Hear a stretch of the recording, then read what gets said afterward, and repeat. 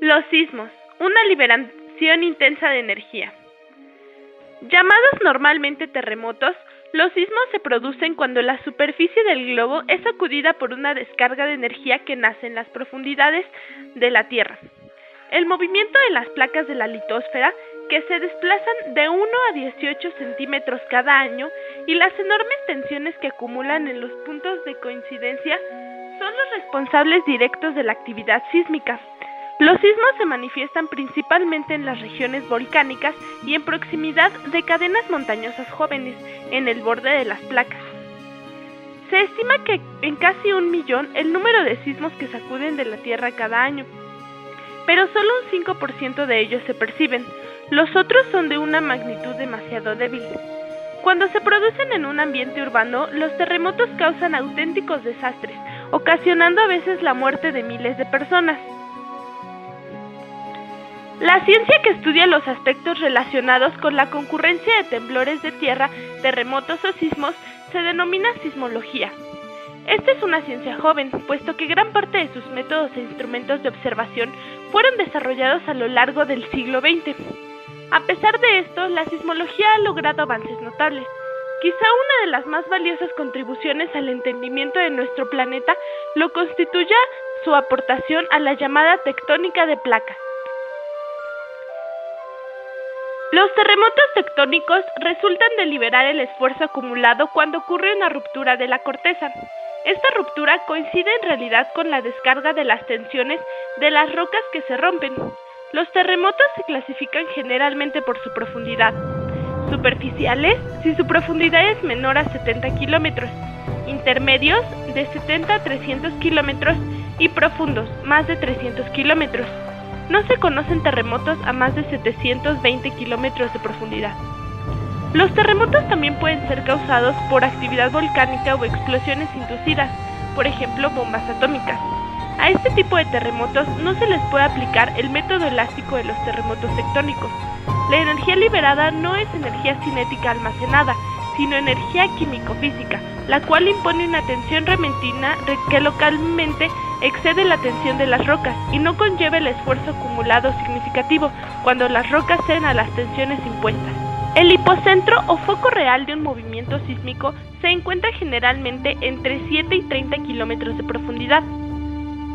El punto focal al hipocentro, situado sobre la superficie, se denomina epicentro. En el hipocentro se originan ondas longitudinales y transversales que se extienden en todas direcciones, aunque con mayor rapidez las longitudinales que las transversales. La diferencia de tiempo que de ahí resulta hace posible determinar la distancia del foco sísmico y permite un análisis de la estructura de la corteza. En una zona de subducción, el movimiento de la placa bajo la otra se realiza venciendo las fuerzas de fricción generadas en el contacto entre ambas. A lo largo de este contacto, llamado zona de Guadagnino o WV, el movimiento de una placa contra la otra tiene lugar discontinuamente, por así decirse, brincos. Esto es precisamente lo que genera los sismos en estas regiones. En la zona WV se acumula gradualmente la tensión hasta que rebasa un límite. En ese momento comienza a presentarse una falla en algún punto llamado foco, desde donde se propaga a toda una superficie. Este comportamiento puede ser observado cuando el contacto entre placas aflora en la superficie de la Tierra, como en la famosa falla de San Andrés, en California. De hecho, fue en observaciones hechas en esta falla que pudo deducirse este mecanismo, conocido como la teoría del rebote elástico. Esos fueron los sismos llamados tectónicos.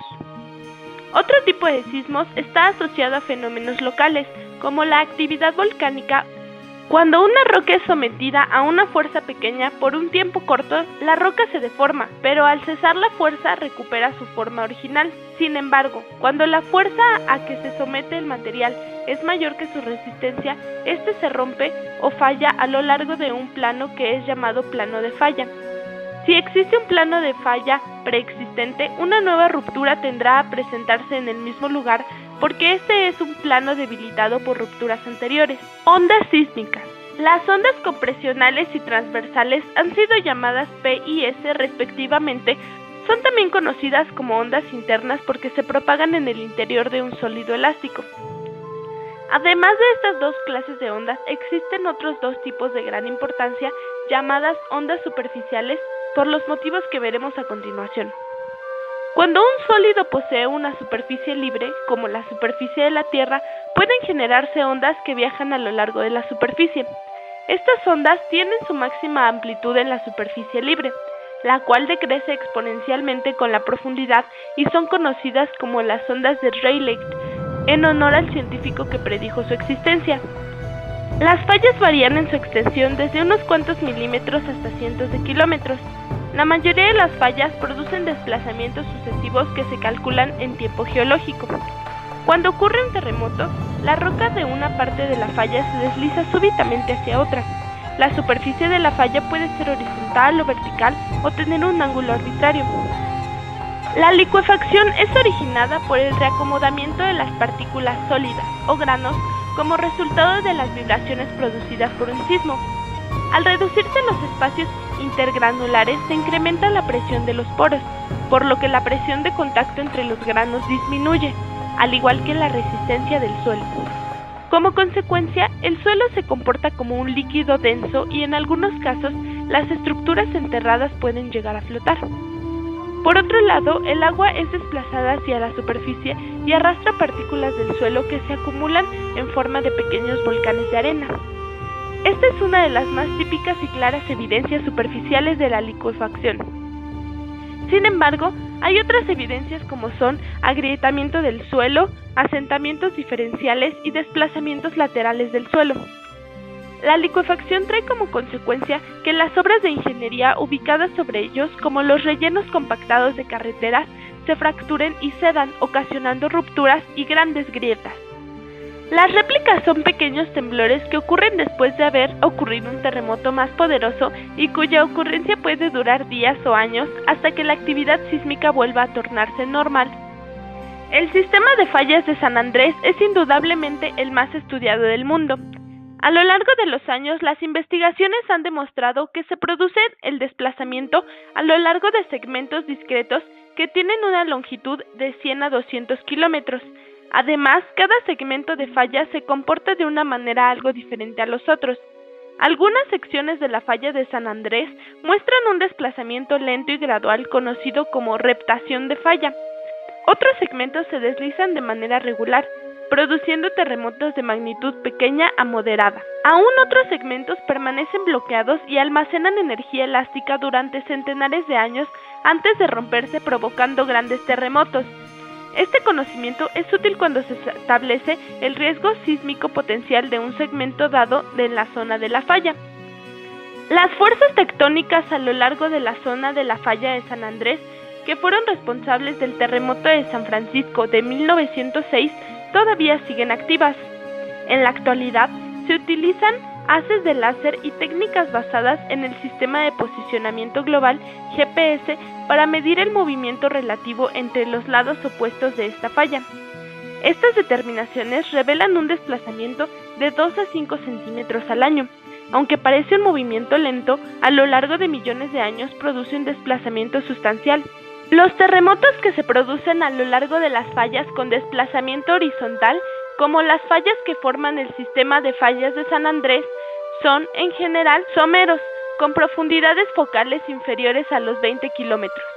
Por ejemplo, el terremoto de San Francisco en 1906 implicó movimiento en los 15 kilómetros superiores de la corteza terrestre e incluso el terremoto de Loma Prieta en 1986, comparativamente profundo, tuvo una profundidad focal de solo 19 kilómetros. Las escalas de magnitud e intensidad se utilizan para cuantificar o medir los temblores. Magnitud de escala Richter se expresa en números árabes. Representa la energía sísmica liberada en cada terremoto y se basa en el registro sismográfico. Es una escala que crece en forma potencial o semilogarítmica, de manera que cada punto de aumento puede significar un aumento de 10 o más veces mayor de la magnitud de las ondas. La energía liberada aumenta 32 veces. Una magnitud 4 no es el doble de 2, sino que 100 veces mayor. Esta escala es abierta, de modo que no hay un límite máximo teórico, salvo el dado por la energía total acumulada de cada placa. El terremoto más devastador registrado hasta la fecha tuvo lugar en Chile el 22 de mayo de 1960. Tuvo una magnitud de 9.5 grados en la escala de Richter. Escala de Mercalli. Se expresa en números romanos. Se basa en el efecto o daño producido en las estructuras y en la sensación percibida de la gente. Dependerá de la energía del terremoto, la distancia de la falla donde se produjo el terremoto, la forma como las ondas llegan al sitio en el que se registran y, lo más importante, cómo la población sintió o dejó registros del terremoto. Va del grado 1, en la que puede incluir una sacudida sentida por muy pocas personas en condiciones especialmente favorables, al grado 12, que se describe como destrucción total. Sí, pues vemos que está temblando, está muy fuerte, Salte, ¿Me salgo? Sí. Un tsunami es una gran ola provocada por un súbito movimiento vertical de una gran área en el lecho marino durante un terremoto. En mar abierto, un tsunami no suele pasar de un pie de altura, pero pueden viajar hasta 100 kilómetros. La distancia que viaja un tsunami disminuye en la medida en que disminuye la profundidad del agua que lo porta.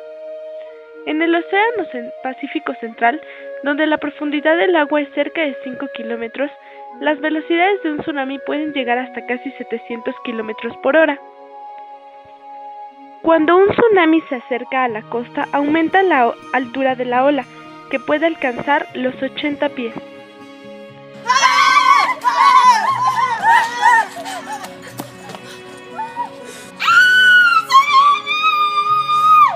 No se asusten, vamos a quedarnos. Les doy la hora. 7 de la mañana, 7 de la mañana, 19 minutos 42 segundos, tiempo del centro de México. Sigue temblando un poquitito, pero pues vamos a tomarlo con una gran tranquilidad. Vamos a esperar un segundo para poder hablar.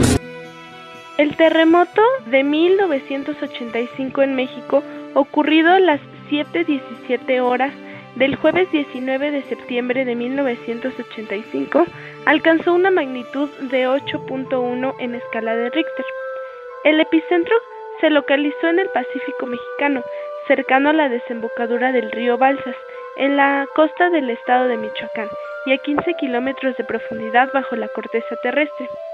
Este sismo tuvo una duración aproximada de poco más de 2 minutos y afectó en la zona centro, sur y occidente de México, en particular al Distrito Federal, en donde se percibió a las 7:19 horas. Ha sido el más significativo y mortífero de la historia escrita de dicho país, superando en intensidad y daños al registrado en 1957.